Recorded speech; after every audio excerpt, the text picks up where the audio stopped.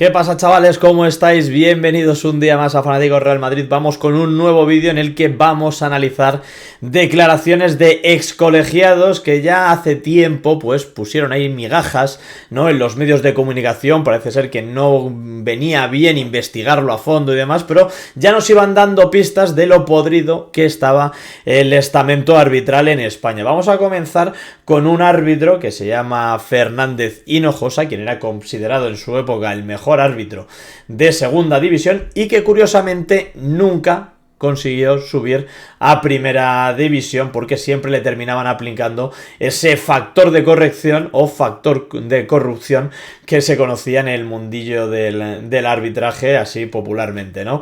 Y pues bueno, se extraen varias frases del artículo, vamos a mirarlo, ¿vale? Aquí pues bueno, si no eres un pelota te corta la cabeza Sánchez Arminio.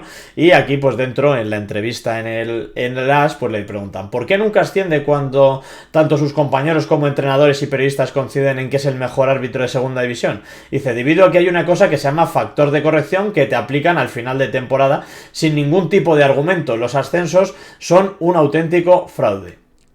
Hay quien dice que Victoriano Sánchez Arminio es como Luis Aragonés, una especie de seleccionador arbitral que elige a los que él cree que son los mejores. Pues que se diga que los informes no valen para nada y que lo único que prevalece es su criterio. Lo que sucede es que desde el CTA se sirven muchos intereses, se intenta compensar con los ascensos a determinados comités territoriales. Yo llevo 8 años con muy buenas puntuaciones y al final no sube. ¿Y por qué no denuncian esto los árbitros? Lo único que funciona en el arbitraje es el miedo.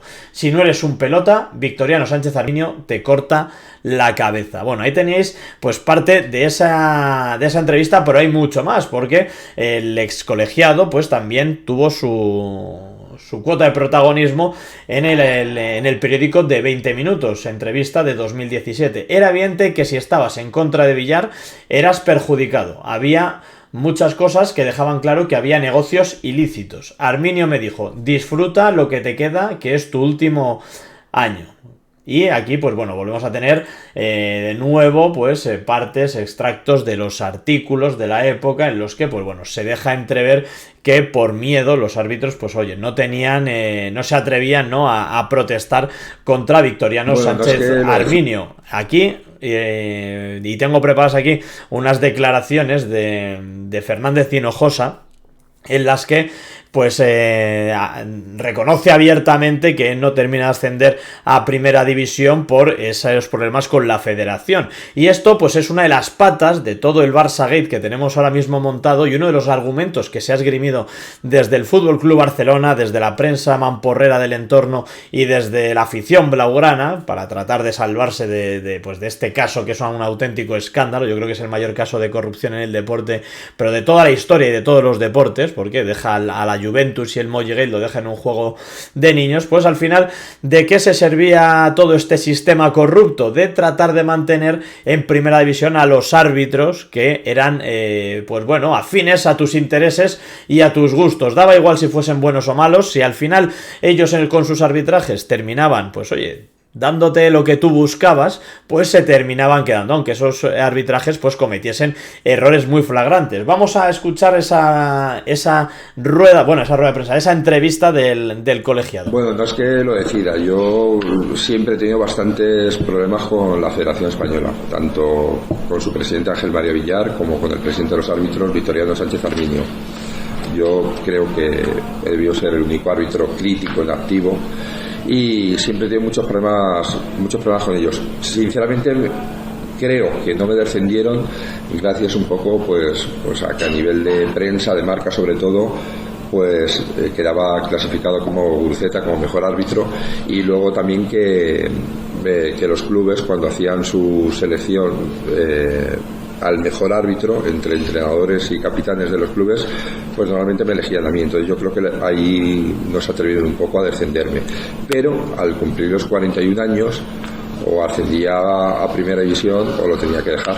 Entonces, como subir iba a ser imposible, pues a los 41 en un Sporting de Gijón Nasti de Tarragona, pues colgué el silbato y fue mi último partido. Bueno, pues ahí tenéis cómo pues desde el Comité Técnico de Árbitros iban decidiendo arbitrariamente la carrera profesional de los colegiados y evidentemente si tú te quieres ganar la vida, que siendo árbitro en aquella época te podías ganar la vida muy bien, cobraban 200.000 euros en primera división y 100.000 en segunda división, ahora solo cobran en primera división 400.000 euros, fíjate tú la inflación y la subida de salario que han tenido, pues evidentemente tú quieres contentar a tus jefes y sabes que si te equivocas con el Barça y demás, pues al final te terminan premiando siendo árbitro internacional y pitando finales y partidos de relumbrón, con lo cual tu carrera se dispara, o si te equivocas en contra de los intereses del régimen, del negreirato, pues tu carrera termina quedando relegada al ostracismo. Otro de los colegiados que terminó dejando el arbitraje y se fue de muy malas formas con los jefes, pues fue Parada Romero, ¿no? Y también tenemos declaraciones suyas. Los ascensos y descensos no correspondían con el nivel de los árbitros. Negreira nos comunicaba ascensos y descensos. Los informes arbitrales eran muy opacos. Todo era oscuro. Algunas veces nos parecían increíbles los ascensos y los descensos de algunos árbitros. No se ajustaban a los informes. El que nos decía quién ascendía y quién descendía era Enríquez Negreira. Cuando yo ascendí, fue el que me lo dijo a mí. Más cosas, no entendíamos para qué servían los informes, eran muy opacos, nos preguntábamos cómo es posible que no haya descendido este árbitro, se ha tenido 2 errores clarísimos en la temporada. Amplía el que fuera Trencilla la máxima categoría de nuestro fútbol. Reconoce, a mí fue el que me comunicó que yo ascendía a primera división, supongo que sería una decisión en la que intervenían más personas, pero él fue el que me dijo que yo ascendía. Y pues bueno, este colegiado, no sé si recordaréis, también se fue acusando a Victoriano Sánchez Arminio o a Mejía Dávila que pues de que le presionaron en su momento para que expulsase a Mourinho. Le afearon que no expulsase a Mourinho en un partido. Pero no es el único árbitro que se ha mojado en este sentido, porque todos recordaréis a un árbitro que no era nada favorable para el Real Madrid, como el que tenemos en la foto, que es Pino Zamorano. Un árbitro de primera revela mordidas, amaños y presiones con Villar. El colegiado explica cómo se cocinaban elecciones con el voto por correo y que le pidieron parte del sueldo a cambio de subir de escalafón para progresar en la carrera profesional. Vamos a ver pues la entrevista que le hicieron en El Español a Pino Zamorano. A mí esto lo que más me sorprende es que no haya investigado absolutamente nadie esto. Hay declaraciones abiertas a todo el mundo y ni Dios ha querido profundizar en esto. Habrá que ver también por qué. En fin. Me pidieron un 5% de lo que yo ganaba en primera división en concepto de representación arbitral. Lo que le estaban pidiendo en realidad era una mordida a cambio de medrar a su favor en los despachos del poder, donde se decide qué árbitros suben y bajan de categoría, el precio para asegurarse una carrera exitosa en la élite. Villar pidió que las listas se las pasaran a él para dar el visto bueno. Esto es de los árbitros que iban a subir. Vamos con la entrevista que le hicieron, ¿vale? ¿Cuántos años estuvo usted en la Asamblea de la Real Federación Española? 4 años. ¿Votó a Villar? Claro, porque ya vas adoctrinado. Es verdad que usaron todo lo que tenían para convencernos. Eran los finales de la década de los 90 y habíamos tenido unos aumentos de sueldo y el propio Victoriano Sánchez Arminio te decía, mira lo que tenemos, lo que podemos ganar. Al final era enfocado todo hacia Villar. ¿Qué quiere decir con que iban adoctrinados? A mí me votó gente de toda España que ni me conocía. Todo estaba dirigido. Yo pasaba por allí, como se suele decir, y me dijeron, tú vas a ser asambleísta. A partir de ese momento se pone en marcha toda la maquinaria de la federación. En este caso, por delegación, el Comité Técnico de Árbitros con las territoriales. Se dice, hay que votar a este, para que en toda España salgan de asambleístas los que queremos nosotros. ¿Y cuáles fueron las razones por las cuales cree que eligieron a usted? Pues no lo sé, quizá porque era joven, en ese momento tenía proyección y me eligieron a mí como podían haber elegido a cualquier otro. En ese momento estaba pitando en segunda división. Es importante lo de segunda división y tratar de hacer asambleísta porque ahí empieza ya una relación federación, comité técnico de árbitros, colegiados en las que si tú eres un pelota y votas lo que te dicen tus jefes y demás, pues tú vas ascendiendo. Es imposible entrar en la asamblea si no tiene uno un padrino. Evidentemente, el que entra en la asamblea en representación arbitral tiene que ir de la mano de ellos, si no, no entras. La asamblea general es el órgano... Bueno, esto ya es un poquito ahí... Eso es paja. ¿Qué ventajas da ser asambleísta? No sé qué ventajas da, pero a lo largo de la historia los asambleístas han ido subiendo de categoría.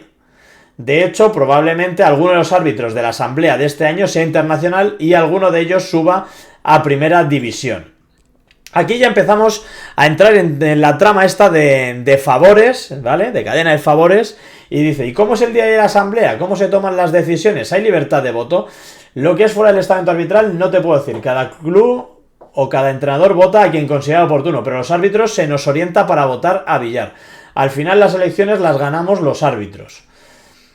Cuando hay candidaturas alternativas, como fue el caso de Gerardo González, tener el voto de los árbitros es mucho. Una de las pretensiones que tenía Villar antes de las elecciones de este año era aumentar los votos de los árbitros porque son votos que él tenía controlados. Y empiezan a salir nombres propios que hemos estado viendo estos días en medios con toda la explosión del Barça-Gate. Hace unos años López Nieto hizo unas declaraciones contra Villar y en una reunión de árbitros nos pasaron un texto en su contra porque querían echarlo del cargo que tenía. Estamos sentados juntos, Pérez Lasa, Dauden Ibáñez y yo. Ellos no lo firmaron, yo en un principio tampoco lo iba a firmar, pero al final me asusté y firmé el texto. Cuando acabó la temporada, Pérez Lasa, que iba a ser árbitro internacional, dejó de serlo y metieron a Velasco Carballo. Ojito Velasco Carballo, Y Arturo Dauden Ibáñez, que era un árbitro top class, podía pitar una final de Champions, lo bajaron a segunda división. Eso lo he vivido yo, que no me lo ha contado nadie. O estás conmigo o estás contra mí. ¿Cómo describiría la manera de gestionar el fútbol de la Federación de Ángel María Villar? Al final esto es un cortijo. Cuando una persona lleva 29 años, se piensa que la federación es suya y que va a estar toda la vida allí. Y al final ha habido muchísimas cosas que no han salido y que no saldrán. Te vas a las territoriales y te encuentras con gente que lleva más de 30 años en el cargo. El presidente de los árbitros de Tenerife tiene más de 80 años. Son gente que cuando se remuevan las cosas tienen que salir muchísimas cosas refiriéndose a trapos sucios. Bueno, por aquí pues sigue Pino Zamorano hablando de todo lo que ocurría en esos tiempos. Y esa representación arbitral es en realidad medrar en la federación para tener informes favorables y que el dedo índice corrector no te señale. Efectivamente, si al final consigues ser el representante arbitral de los árbitros y 2 asistentes de primera división, es un 5% de 200.000 euros sin hacer absolutamente nada. Esto es a costa de esas mordidas que pedían a los árbitros, un 5% del sueldo. Entonces, de esa manera comprabas el decir, este chico es muy bueno, pues al final te cae un dinerillo. Este en concreto, vamos a llamarle representante arbitral, está de mierda hasta las cejas. El día que tiren de la manta de él, de hecho la ley del deporte dice que los presidentes autonómicos no pueden cobrar nada, y tranquilamente, según informe llegó por correo otro día de llevando 6.000 euros, que se sepa. Por eso te digo que tienen que salir muchísimas cosas. Bueno, aquí pues vais viendo toda la basura que había en la Federación Española de Fútbol, en el Comité Técnico de Árbitros. Seguimos con Medina Cantalejo al frente del comité, seguimos con Clos Gómez al frente del VAR, seguimos con Jan Laporta como miembro de la Junta Directiva de la Federación Española y Rubiales calladito y sin dar la cara, y el mismo Laporta también engañando a los aficionados del Barça, mandando cartas y telegramas y sin dar esa rueda de prensa. Así que nada, chicos, espero que el vídeo os haya gustado. Seguimos sacando mierda debajo del felpudo del Fútbol Club Barcelona y la Federación. Si os ha gustado, ya sabéis, un buen me gusta y suscribiros al canal y activad las notificaciones para no perderos absolutamente nada. Nos vemos en próximos vídeos, un saludo y a la Madrid, hasta la próxima, chao chao.